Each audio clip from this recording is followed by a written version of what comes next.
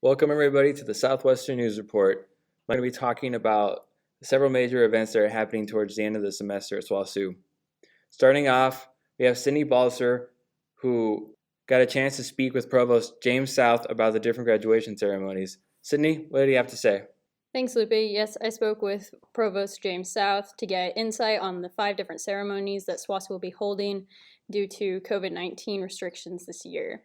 South says a lot of things were taken into consideration with this year's ceremonies. They set a deadline to make a decision on whether or not the ceremonies would be held in person by March 1st. Throughout the spring 2021 semester, SWOSU has held different athletic events South says were successful. SWOSU has also given over 20,000 COVID-19 shots to people, which South believes is reassuring. In addition to the shots, the university will be requiring masks for all attendees. They also decided to limit only 2 guests per graduate in order to keep the Pioneer Event Center at 25% capacity in order to comply with CDC guidelines. They will also be live streaming the event for those who are not able to attend in person. Administration chose to hold the ceremonies indoors instead of outdoors this year due to graduation being earlier than normal after the cancellation of spring break. South says the weather toward the end of April and the beginning of May is very unpredictable, and he believes it is easier to have multiple ceremonies indoors at separate times as opposed to having a single ceremony for all graduates. These ceremonies are different not only because they're the first in-person ceremonies to be held by SWOSU in over a year.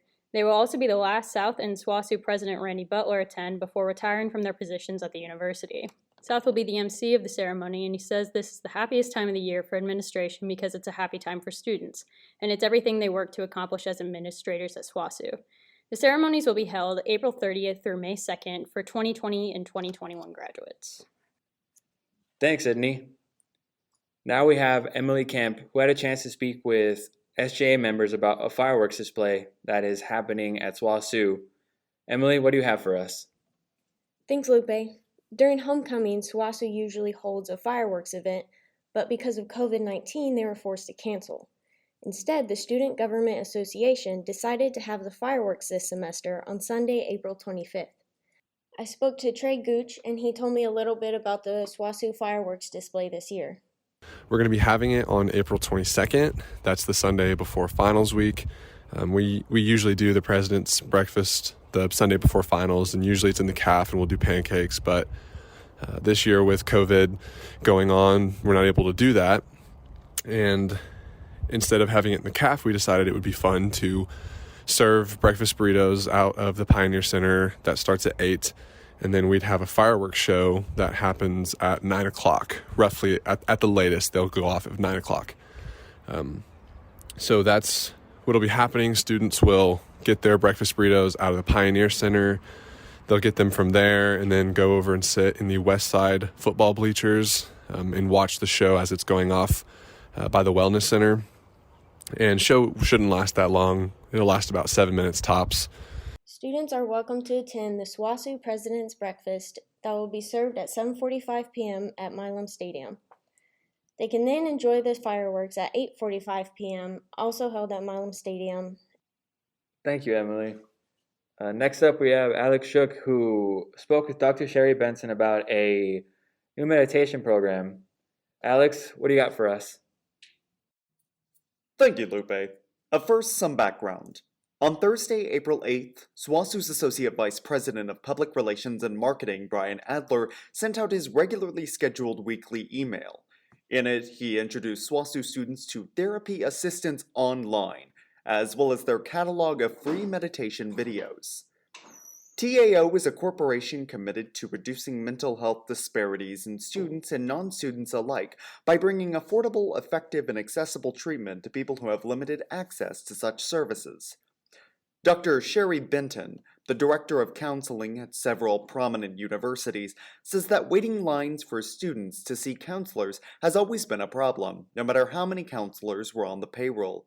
In response, she created TAO as a means of bringing over the counseling model from several European countries into America.